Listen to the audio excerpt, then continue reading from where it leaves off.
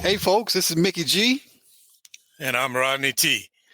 and welcome to another episode of Old Fools Talking Old School. And Rodney, my wife, and these days you can't use people's names when you're talking about injuries and illnesses and things. Called HIPAA, they throw you in jail if you use somebody's name. So I'm saying my wife, my boo, my thing, because I don't want to go to jail, but you her name in these days and times of privacy. But she had her knee replacement surgery done, and once again, this is her second one. Once again, I proven to myself that I am not the best when it comes to nursing. And you would both of us come from medical backgrounds when we was active duty in the Air Force and everything, and you think that compassion would be there, but I don't know if it's my machoism or whatever. But I guess when I'm not feeling the pain, it's a little hard for me to, I guess, be the kind of caregiver I should be. And every time I tell myself, now remember, she's gone through a lot and she needs you to be there to support her and everything. And I do that, but just sometimes I'm like, you could probably handle that a little bit better. I know the first time she had her surgery, she has to use a walker for a little while, and I was bringing her walker up to her so she could get up on the walker, and man, ran right into her bad knee, hit her bad knee with Oh. the walker. And she grabbed her knee and started rubbing her knee. Poor thing started crying. I'm like, oh, I'm so sorry. I couldn't have done that if I was trying. One of them kind of situation. If I was trying to do it, I couldn't do it. But yeah, man, brought the walker up to her, hit her right in her knee that she had the surgery on. And I'm one of those kind of people too that I guess I don't want to show pain. If I'm in pain, you probably ain't gonna know about it. I guess that's my machismo coming out kind of thing. And she's one of those kind that if she's in pain, she's gonna let you know she's in pain. And I'm trying to help her and move her leg around and stuff like that. And she's and I'm like, stop being so dramatic. She said, I ain't dramatic. I'm having problems and stuff. Well, it can be hard sometimes, because I know my spouse there, we had our little episode there, and I kind of had the opposite problem. I'm so busy trying to feel her out. And are you okay? I'm fine. I'm like, no, you're not. Yeah, I'm fine. So I spent more time, after you hear that for a little while, then you thinking, well, she's fine. I walk in there and she would be having a bad day, and I don't recognize it because it's the same as it was yesterday or the day before. Right. And I'm like, man, but then it gets to like, I ain't got no compassion, because I've been really struggling today. I'm like, listen, I'm a simple man. Just tell me. Just if I walk in the room and say, hey, how you doing? Don't say I'm doing okay. If you're not doing okay, say I'm not feeling well. Like, this is bad. Because I learned a long time ago, if it's above my pay grade, I ain't trying to figure it out. I'm like, tell me, I'm not feeling good today. Okay, then I can adjust accordingly. But it's difficult being a caregiver. I tell you, I got a definite appreciation for people that have to go through that on a continual basis. Yeah, I do too. I do too. 'Cause I know it's not easy, and I keep reminding myself of the fact that yes, you can't feel their discomfort or their pain or whatever, but you got to realize that they're in it. And like I say, I do. I do help her all I can, but it's just we laughed about it after the fact. About her knee situation. Yeah. But I can tell you, like I say, unlike your wife. if she's in discomfort, she's gonna let me know. Right, There's right. no doubt about the fact that she's having some problems. So See, I can deal with that. See, because that's the way I am. mhm. Hey, don't walk in and ask me, because I'm gonna tell you, hey, this hurts. I ain't making no mystery out of it. I'm gonna say what I got to say. They say us men anyway. We the big babies and stuff. But hey, my arm is hurting me. I get up now. My shoulder be bothering me. Hey, my shoulder bothering me. But Yeah. I ain't. But it's funny too though, because as they say, that karma and payback some mother. Mm, I told you I got up Saturday morning, started to walk, and my knee started popping. I'd take a mm, step, click, click, mm, click, and I'm like, wait a minute. Now here, I am, trying to assist her with her knee problems and stuff. And like I say, I know sometimes I'm probably not as compassionate as I could be. And mm. now here my knees bothering me. I said, see, that's exactly what it is. That's payback. That's karma. You know, I went told her, I said, you done gave me bad luck now. She said, what? I said, listen to this. I started walking around the room, my knee just popping and carrying on. She said, what is that? I said, that's my knee. Yep. I said, and of course, when I went out online and Googled it, what could be making my knee pop? And Mhm. they were saying it could be something with the meniscus or something like that, I think. And they had some exercises. I must admit, there was some chiropractor had a YouTube video out there and had some exercise, some stretching things to do. And I went and done a couple of them and it stopped, Mhm. I still had a little bit of sort of discomfort. I mean, I knew it wasn't exactly right, but I said, see, that's exactly what happened. Here you are, not being the best probably you could be, trying to help your wife around and stuff. And now look at you. You got a bum knee going going. Hey, you know what they say about that karma? Boy, I definitely believe so. Well, it's funny you say that. This was years ago. We went to, a matter of fact, it was a Jack in the Box, and the Jack in the Box ain't been open here in about 10 years. But we went to Jack in the Box and went through the drive-through, and my daughter was driving, and she paid for the food, and the lady gave her the money back, and I think she gave her $1 too much. And we Mhm. didn't realize it till we were down the road a little bit. And my other daughter, she gave her the change, and she said, "How much was you supposed to get back?" And she said, "Yes." Told her, said they gave you, I think, $1 too much. And my daughter said, "Okay, I need to go take that back to him." I said, "Oh hell no, you don't. We're almost home." she, she said, "No, Dad, no, Dad, that's bad karma. I got to go back and take it back to him." She said, "I'll just take y'all home and I'll just turn around and go back by myself." I said, "No, no, you're right. Let's turn around. Let's go back and let's give that lady that dollar so that you feel okay." But yeah, man, she said the Mhm. same thing. I know that, Dad. That's bad karma. I'm gonna take that $1 back. Now, see, I don't know. I I don't know about if I'd done Hey, bruh, uh, we didn't live like lives there, because in that effort to teach your kids to do the right thing. right. uh, I took my boys to the fair one year, and they were probably 11 and 9 or something like that. Anyway, we got to the fair, and as we were walking through, my oldest boy, Lynn, saw a wallet laying on the ground. He went, "Dad, look." He came back and he said, "It's got $10 in it."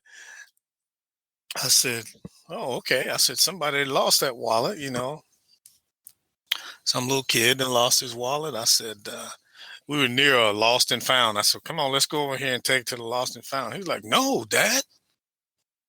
I said, "No, man." I said, if that had been your wallet, wouldn't you want somebody to turn it in?"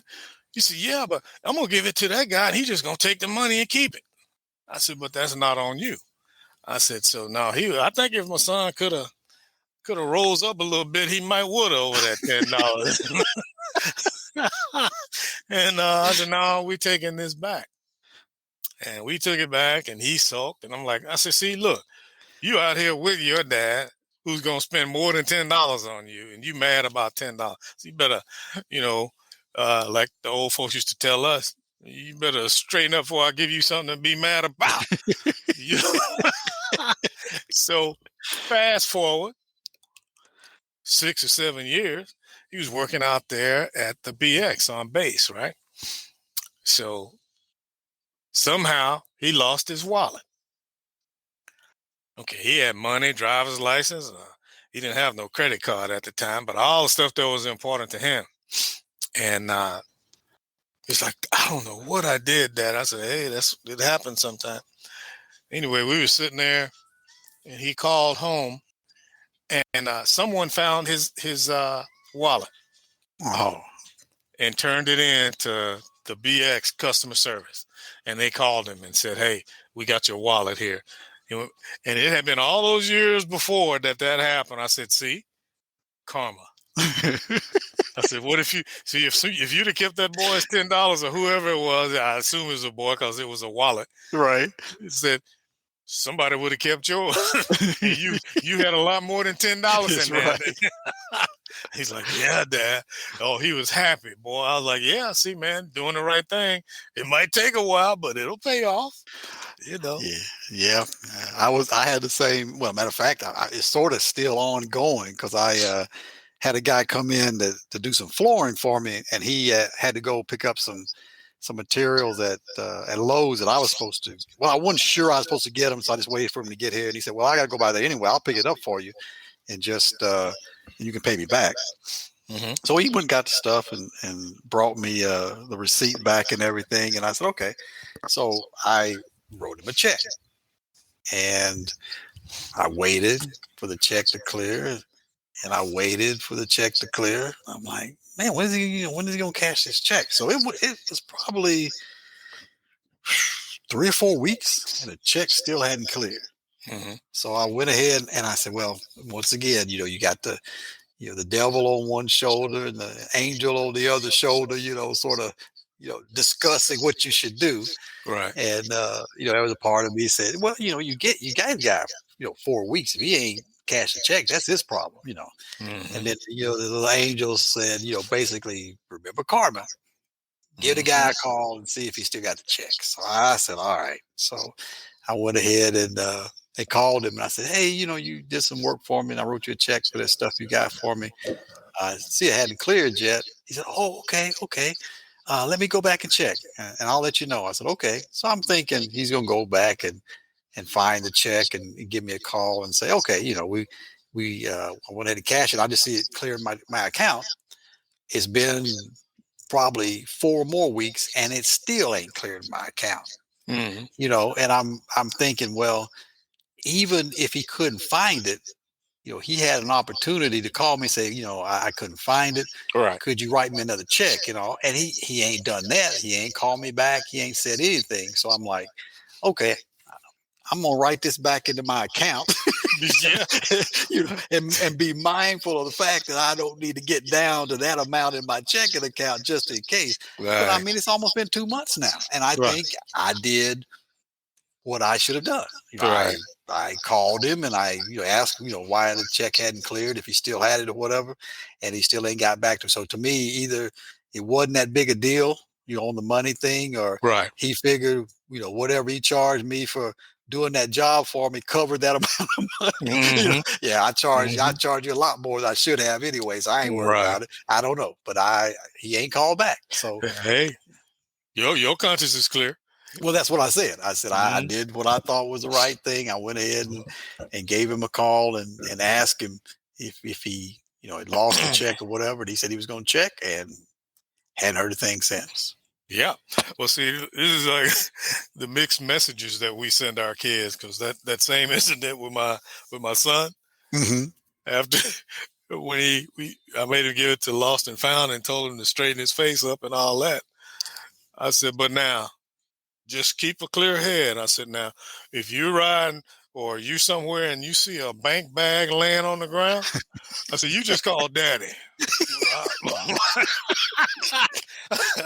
I'll take care of that. It won't be on you.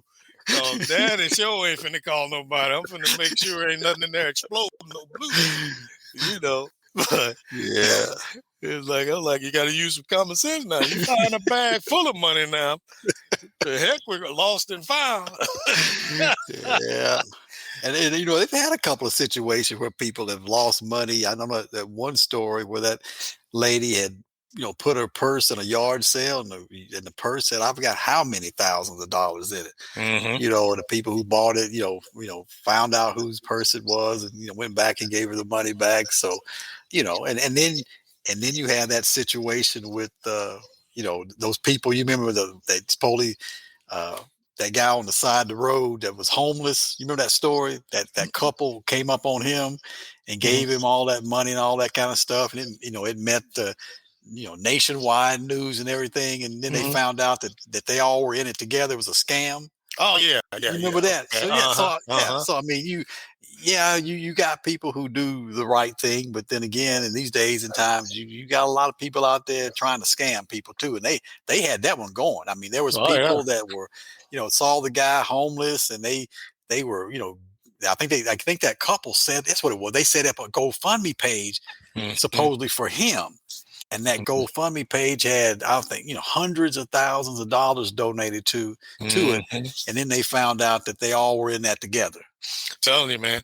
It's like everything, man. Something that starts out for the good and let folks get their hands on it, they'll turn it into some bad. It's just ridiculous, man. Yeah, You know. yeah. I think it's just a sign somewhat of the times we live in, man. There's people Yeah. that, things that you wouldn't think about people doing, back in the day. Yeah, it's commonplace today. As they say, there's no compassion. I got to remember that because I got to tell myself that sometimes that you gotta have some compassion for your fellow man. But I think sometimes it's too because I used to tell her because she's an IT person, and you was talking Mhm. about, having to get the Geek Squad to come out to help you, and I would be having problems at home, and I was like, "Can you help me with this? I can't do this, or this is doing something wrong, or whatever." And Mhm. she'd come in, and she's like, "Well, you need to do this. You need to do that. You need to do that." I said, "Now wait a minute. Now, when you working with them professors over there at the university, I know you ain't talking to them the way you're talking to me." Yeah. and and I said the problem with a lot of y'all IT people are y'all know a lot of stuff. I'll give it to you. You know all the buzzwords and all the acronyms. I Mhm. said, but the vast majority of the rest of us don't know all that. Right. And it's almost like you're trying to protect your job. You hitting keys and you doing this and doing that. Camera. Let me see what you're doing, so the Yeah. next time it happens, maybe I can just take care of it myself. But no, she's hitting keys and carrying on and said, talking like I'm a third grader and stuff. And I said, no, you don't talk to them professors like that either. But it seemed like sometimes I think when it's family, Mhm. you sort of have a little bit different attitude. And I think that's what it is with me and her. I mean, we've been together for, just like you and your lady, for over 40 years now. It's almost like, well, we got so much used to each other. You forget that really, yeah, Yeah. Yeah. you forget some of that emotion. It's no different that it was someone you didn't know and you were working in a hospital or whatever. You wouldn't treat them like that. Right. And a lot of it too is because I know I'm guilty of it. Sometimes she'll ask me something or whatnot. I said, well, I told you that. It might have been 6 months ago. I was like, you can't remember that, you know. That's the thing. You say that to somebody on something that but that's just a one-time thing for them. It's like, no, I don't remember that. I'm like, okay, I have to check myself sometime. And now she does me that way. I Yeah. was like, oh man, you Yeah. know. And it seems like as we get older, that's always an easy reply. Yeah, you can't remember nothing. You got so old you can't remember nothing, can you? Hmm. And sometimes Hmm. I be thinking, well, did I really tell her that? Yeah, it's funny. It's funny. Just yesterday, you know, that's when we get into one of them little. It's not an argument, but that silence that Right, right. we better not take it no further. Uh, she came in and said uh, the light on the car is saying that low tire pressure. Hmm. I said, well, which tire is it? And she goes, it doesn't say what tire it is. I'm like, I know it does. what it comes down to is two of our vehicles will tell you the exact tire. Right.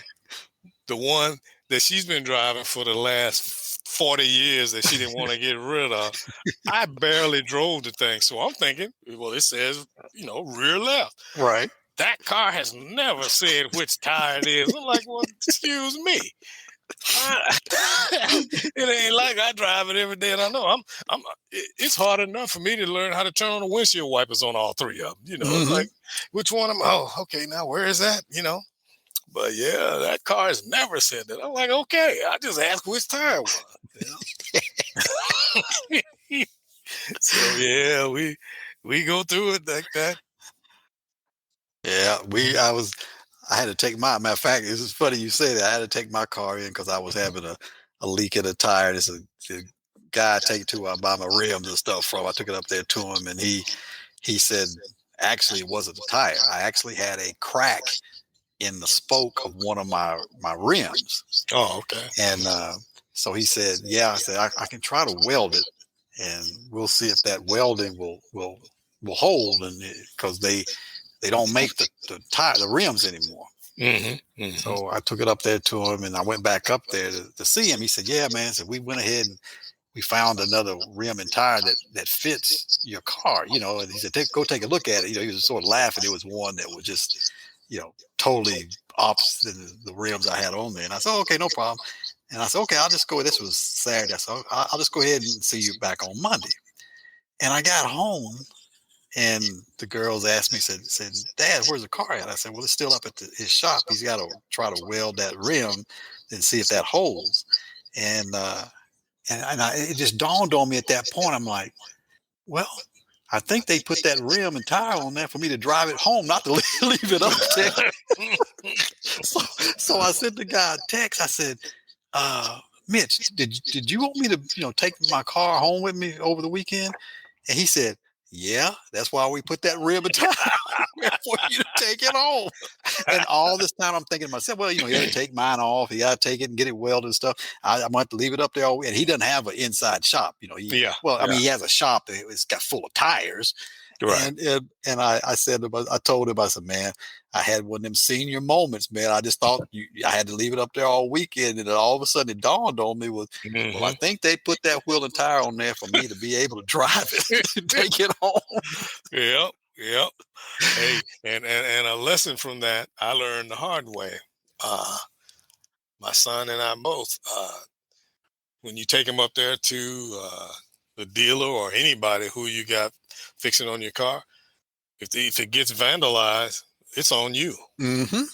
I didn't know that, man, until we had Rosalind's car in there, and over that weekend they got in the back. It was a dealership, that I would thought had security and all that good stuff. I know they had plenty of lights back there, but hell, I guess the lights were so them thieves could see better, And they broke in and they tried to get the radio out, but they couldn't. But they did, just the break in itself was enough damage to. So I'm thinking, okay, well, y'all gonna take care of this, right? Like, no, you need to file with your insurance, sir. I'm like, what? And I'm like, now every opportunity I get, I bring my car home. What time you want me to be back up here tomorrow? And they did my son's the same way, but they ripped his whole dashboard out. Oh, really? Yeah, they certainly did. But I didn't know. I mean, they accept no liability for your property up there. No, they don't. And that's why I was saying about, leaving it up there. I really don't want to leave it up there all night because, you can't park it inside anywhere. Yeah. And like I say, that he was thinking the same thing. That's why he did that. And as I say, I had one of them senior moments. I thought about it. I laughed to myself. I'm like, duh. That's why they put the wheel and tire on that when you drive the thing home. He didn't want you to leave it up there all weekend, But, we all have those every now and then. But it just seems like as you get older, you just have a few more. Yeah. And trying to, when you're working, you keep your mind sharp, and I think they lying when they talking about do crossword puzzles and all this other stuff, keep you sharp. Well, I'm dull as hell now because I be forgetting stuff and can't remember things, drop sentences in mid-sentence, oh, what was I saying? So. I don't know. Maybe I need to drink a little more.